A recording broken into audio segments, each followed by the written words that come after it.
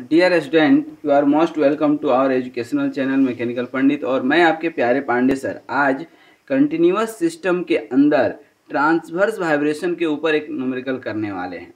बोलिएगा sir, transverse vibration क्या होता है, ये किस काम आता है? तो थोड़ा सा मैं आपको ब्रीफ बता दूं।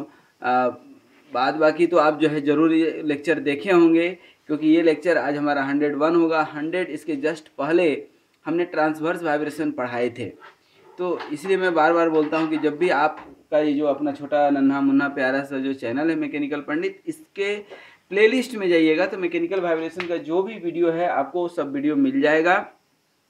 और देखिए कि हम एज्यूम किए थे कि कोई आपका बीम है और वह थोड़ा सा थीन है, पतला दुबला है in comparison to its length, तो उस बीम को बोलते हैं यूलर बर्नौली बीम। ठीक है। और यहाँ पर हमने ये शियर फोर्स ऊपर लग रहा है, नीचे लग रहा है, इसको हमने बैलेंस करके थोड़ा सा हम यदि चाहें, आप 2 मिनट का टाइम दे तो पूरा मैं बता दूं। ये आपका नोटेशन है, A cross sectional area of the beam हो गया, ई मॉडुलस ऑफ इलास्टिसिटी हो गया, आई जो है मोमेंट ऑफ इनर्शिया हो गया, rho density of the material हो गया, ई आई को फ्लेक्सुरल रिजिडिटी बोलते हैं। तो फिर अब हमने इसको जो है नेट फोर्स और नेट जो है निकाले थे, जो है आप देखेंगे थोड़ा सा, ये नेट फोर्स हम एक्टिंग निकाले थे। ये आप देखे हो तो अच्छी बात है, तुरंत समझ में आ जाएगा। फिर ये एक्सेलरेशन निकाल दिए, D square Y upon D T square, ये एक इक्वेशन निकल कर के आ गया था। फिर हम बेंडिंग मोमेंट को जो है इक्विलिब्रियम कंडीशन के लिए इक्वेट कर दिए थे, क्लॉकवाइज और एंटी क्लॉकवाइज को, तो ये हमारा इक्वेशन आ गया है। और ये जो है हमारा इक्वेशन बन गया कौन सा, ये जो है इक्वेशन बन गया था हमारा। फिर ये डिफ्लेक्शन थ्योरी से डबल इंटीग्रेशन मेथड वाला आपको याद होगा, ई आई del square Y upon del x square, और इससे सॉल्यूशन निकालते निकालते हम लोग यहाँ तक पहुँच गए थे। फिर जब यहाँ पर पहुँचे तो फिर y इक्वल टू हम मान लिए हैं क्या, हार्मोनिक मोशन, और उसके लिए y ऑफ x जो है sine omega t plus five मान लिए। फिर इसका del to the power 4 del square Y upon del T square निकाले तो ये इक्वेशन आ गया। फिर यहाँ पर आप देख सकते हैं ये इक्वेशन आया। फिर यहाँ पर इसको जो है हम c मान लिए, c to the power 4 equal to this much, और ये जो है आपका बेसिकली वेव इक्वेशन है। इस वेव इक्वेशन का जो सॉल्यूशन होता है क्या होता है, e to the power lambda X. अब हम e to the power lambda X के लिए इसको सॉल्व किए हैं, d to the power 4 Y upon D X to the power 4 lambda to the power 4 ये आ गया था। और इसको अब हम यहाँ पर क्या कर दिए हैं, सॉल्व कर दिए हैं, ठीक ना। Lambda to the power 4 c minus 4 ये आ गया। अब इसको सॉल्व किए हैं तो ये हमारा फाइनल सॉल्यूशन ये आया था। अब इसी सॉल्यूशन को हम लिखेंगे, और वहाँ पर हमने सिर्फ बाउंड्री कंडीशन आपको समझाया था। आज बाउंड्री कंडीशन ले करके हम इसको सॉल्व करने की कोशिश करेंगे, ठीक है। यहाँ तक कोई डाउट नहीं? Doubt sir. ट्रांसवर्स वाइब्रेशन मतलब derive frequency equation for a beam width both ends free and having transverse vibration. Both ends क्या है, फ्री है, ध्यान दीजिए।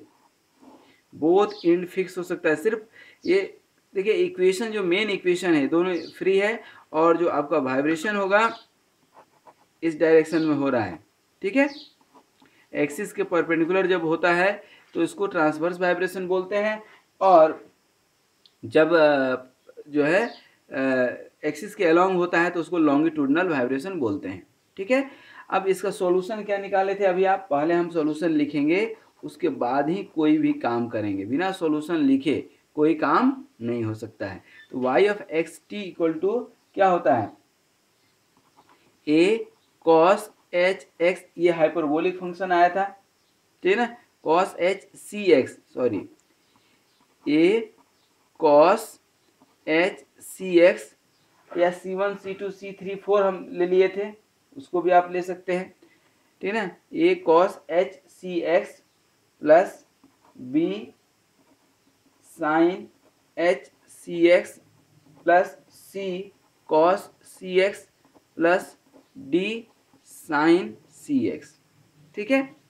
यहाँ पर जो हमने सॉल्यूशन जो हम निकाले हैं जो, ठीक है ना, यहाँ पर cos h c x को कॉमन लेंगे आप, कॉस एच सी एक्स को, तो C1 plus C2 into cos H C X आ जाएगा, हाइपरबोलिक फंक्शन है। तो ये C1 प्लस C2 को ही हमने यहाँ पर क्या लिख दिया है, ए। सिमिलरली बी सी डी, ठीक है। तो यहाँ पर अब जो है उस बाउंड्री कंडीशन को समझेंगे। अच्छा, अब सी क्या होता है, सी क्या होता है यहाँ पर, सी इक्वल टू, आपको दिखा रहे हैं थोड़ा सा तब ज़्यादा विश्वास होगा। सी इक्वल टू ये था आपके पास रो वाई ओमेगा स्क्वायर अपन ई आई, क्या था, रो वाई अपन ई आई इंटू ओमेगा स्क्वायर, ठीक है। ये आप जो है लिख सकते हैं, ठीक है ना। सी टू द पावर 4 का ये निकाले थे आप, ध्यान रखिएगा, sorry C square equal to, sorry ये क्या माने थे, एक सेकेंड देख ले, कन्फ्यूजन नहीं होना चाहिए। C to the power 4 equal to this much आप माने हैं, तो ये सी टू द पावर 4 है, सी टू द पावर 4 है। जब सी स्क्वायर निकालेंगे ये ओमेगा आप बाहर कर सकते हैं, और ये रो वाई अपन ई आई ये तो अंदर ही रहेगा, तो ये आपका सी का वैल्यू निकला। अब बाउंड्री कंडीशन, ठीक है ना, बाउंड्री कंडीशन निकालेंगे आप। तो बाउंड्री कंडीशन इस फिगर को देखते हुए अभी थोड़ा समझा देते हैं, क्योंकि बाउंड्री कंडीशन ही इम्पोर्टेंट है, ध्यान दीजिए। बाउंड्री कंडीशन, अब यहाँ बाउंड्री कंडीशन यदि आप देखेंगे ध्यान से तो क्या है बाउंड्री कंडीशन, सबसे पहला तो बाउंड्री कंडीशन है कि D square Y upon D X square zero T, that means कि एक्स जब जीरो होगा, एक्स जब जीरो होगा तो D square Y upon D X square भी जीरो होगा, that is the condition of zero bending moment, bending moment zero, that means कि first free end है तो यहाँ पर बेंडिंग मोमेंट क्या होगा, जीरो, ठीक है ना। और लास्ट में भी आपका बेंडिंग मोमेंट जीरो होगा, D square Y upon D X square L, last में भी बेंडिंग मोमेंट जीरो होगा, ठीक है। फिर अब D cube Y D X cube, और एक्स जब जीरो होगा तो शियर फोर्स क्या होगा, जीरो होगा, लास्ट में चूंकि फ्री बीम है तो यहाँ पर शियर फोर्स क्या होगा, जीरो होगा। और डेल यही जो है D cube Y upon D X cube और एल टी इंड पर भी जो है जीरो होगा, एस एफ क्या होगा, जीरो होगा, एस एफ क्या होगा, जीरो होगा, ठीक है। तो ये कंडीशन आपको मालूम होना चाहिए, किसके लिए है, बेंडिंग मोमेंट के लिए, ठीक ना। और ये क्या हो जाएगा आपके लिए, शियर फोर्स का कंडीशन है, ठीक है। तो दो बेंडिंग मोमेंट का हो गया और दो शियर फोर्स का कंडीशन निकल गया, ठीक है। अब इसको हम सॉल्व करें, इसको जब हम सॉल्व करेंगे तो क्या मिलेगा हमें ये समझिए, ठीक है ना। अप्लाइंग दिस बाउंड्री कंडीशन, तो सबसे पहले सॉल्यूशन, अगेन सॉल्यूशन आपके पास है, यहाँ पर देखिए, यहाँ सॉल्यूशन, तो D square Y upon D X square निकालें पहले तो हम, तो क्या निकालेंगे, D square Y upon D X square of X T निकालेंगे, तो ये आपके सामने है, थोड़ा ध्यान दीजिएगा।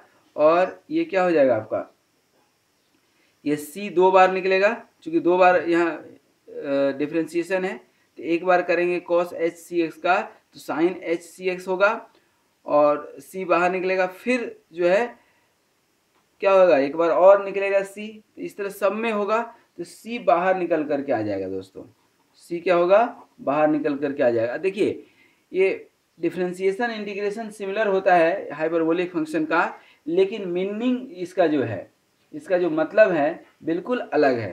तो क्या हो जाएगा, A cos H C X plus B sine H C X minus C cos C X minus D sine C X, ये आपका बाउंड्री कंडीशन हो गया। अच्छा, शियर फोर्स के लिए क्या चाहिए आपको, D cube Y upon D X cube, और यहाँ भी x और t एक बार और करेंगे तो c क्या आएगा, फिर से बाहर आ जाएगा सी क्यू, और यहाँ cos की जगह क्या आ जाएगा, अब आपका माइनस साइन, ठीक है ना, तो ये क्या हो जाएगा, minus a sine H C X sine का क्या हो जाएगा, cos B cos H C X, और ये कॉस का plus C sine C X, और इधर साइन का कॉस ही रहेगा डी कॉस सी एक्स।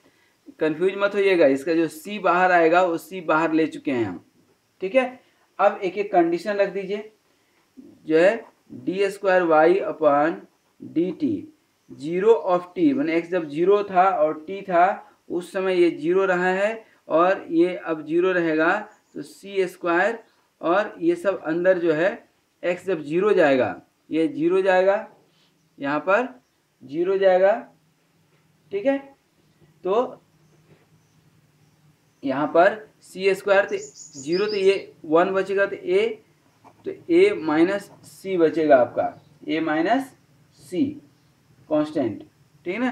तो देयरफॉर यहाँ पर ए इक्वल टू सी आ गया कांस्टेंट में, और जब D cube Y upon D T, sorry D X cube, और यहाँ भी जीरो से टी वाले पे जीरो लेंगे आप, तो यही वाला इक्वेशन बचेगा आपका। तो यहाँ पर क्या आएगा, सी क्यू और बी माइनस डी, और देयरफॉर यहाँ पर निकल जाएगा आपका बी इक्वल टू डी। तो ए इक्वल टू सी निकल गया, बी इक्वल टू डी निकल गया।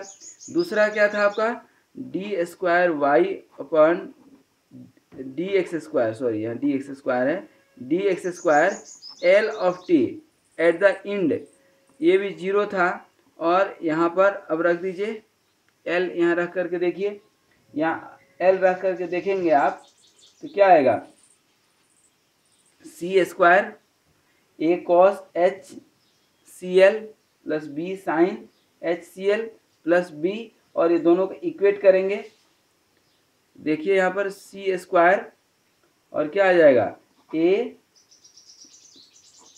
Cos H C L minus cos C L. Cos C L क्यों ले लिए, क्योंकि ए और सी बराबर है, तो इस सी वाले को जो है ए के साथ ले लिया है, इस सी वाले को ए के साथ ले लिए, ठीक है, प्लस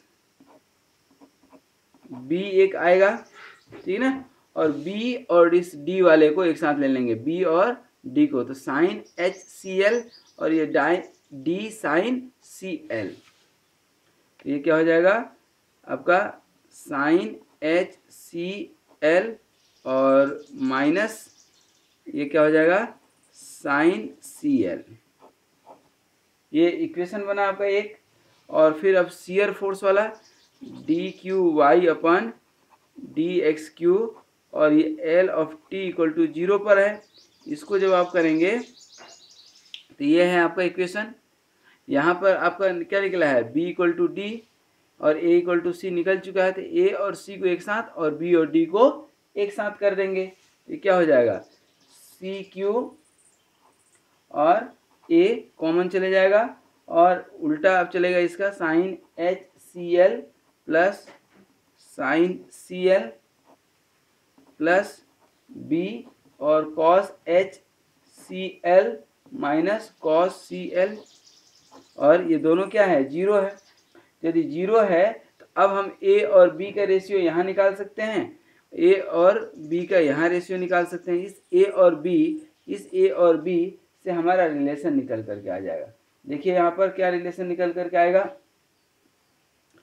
इसको इस वाले टर्म को अंदर वाले टर्म को अब हम जीरो कर रहे हैं, ए क्या हो जाएगा ये कॉस एच सी एक्स नहीं एल आएगा, H C L minus cos C L plus B और sine H C L minus sine C L equal to zero.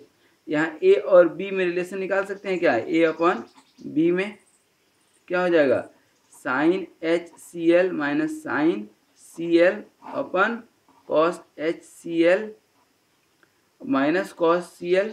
अब यहाँ पर a इक्वल टू भी निकाल सकते हैं आप, b इधर आ जाएगा, b हटाएंगे b यहाँ आ जाएगा, इस a का वैल्यू इस वाले में रख दीजिए सेकंड वाले इक्वेशन में, यहाँ पर सी क्यू वाले में, इससे इस वाले से तो आपने ये रिलेशन निकाला a इक्वल टू, और इसको जो है अब यहाँ रख देंगे आप, यहाँ रखेंगे तो आपको जो सॉल्व होकर के आएगा तो that will be cos H C L और cos C L equal to 1 आ जाएगा, ठीक है ना। कॉस एच सी एल और cos C L equal to L आगे, सॉरी 1 आ गया, ठीक है ना। इसको ए और बी को सॉल्व करेंगे तो यहाँ से आप सॉल्व करेंगे तो ए इक्वल टू 1 और बी इक्वल टू भी 1 आएगा आपका। तो ए और बी इक्वल टू दोनों 1 आ गया, तो ए इक्वल टू 1 तो C equal to 1, B equal to 1 तो डी इक्वल टू 1 आ गया कि नहीं। तो जब यहाँ पर ए जब इक्वल टू आ जाएगा 1 1, तब इक्वेशन क्या बन जाएगा यहाँ पर, यही हो जाएगा ना, सिंपल इक्वेशन हो जाएगा। y इक्वल टू ए के जगह पर 1, बी के सी डी सब 1 हो गया। तो इक्वेशन क्या बन जाएगा आपका, cos H C X plus B, sorry B आएगा ही नहीं, बी की जगह पर तो 1 आ गया, तो sine H C X plus cos C X plus sine C X, ये आपका इक्वेशन हो गया। यही बोलता है डेराइव फ्रीक्वेंसी इक्वेशन, ये फ्रीक्वेंसी इक्वेशन आ गया। और इसमें एक चीज़ और याद रखना है कि जिसके चलते आया था ये ए और बी 1 इक्वल टू, तो कॉस एच सी एल और cos C L equal to 1, तो ज़रूरत पड़ने पर इसका भी आप यूज कर सकते हैं। तो आई थिंक कि अब आप इस तरह के फ्रीक्वेंसी इक्वेशन को निकाल सकते हैं। लेकिन ये फ्रीक्वेंसी इक्वेशन आप तभी अच्छे से निकाल पाएंगे जब आप उधर कौन सा ट्रांसवर्स वाइब्रेशन वाली इक्वेशन आप समझे होंगे, वो नहीं समझे होंगे तब इक्वेशन हमारा निकलना मुश्किल है, मुश्किल नहीं इम्पॉसिबल ही है सीधा कहें तो, ठीक है। तो आई होप कि इस तरह के जो भी क्वेश्चन होंगे, ठीक है ना, ट्रांसवर्स वाइब्रेशन के ऊपर ये आप बना पाएंगे, ठीक है ना। ट्रांसवर्स वाइब्रेशन के एक बार इक्वेशन याद रखिएगा, ये इक्वेशन है थोड़ा सा कॉम्प्लिकेटेड है, बट जो है इतना भी कॉम्प्लिकेटेड नहीं है कि नहीं बने, आसान है, समझ गए तो। देखने भर में सिर्फ ये थोड़ा सा लंबा जो है मोटा चौड़ा है, लेकिन बनाने में बहुत ही आसान है। तो thank you very much for watching this video. और सिमिलर कुछ और न्यूमेरिकल हम लोग करेंगे, उसको भी एक एक करके देखिए तो और ज़्यादा समझ में आएगा। तो थैंक यू वेरी मच दोस्तों, and be happy, be healthy and keep smiling. Thank you very much.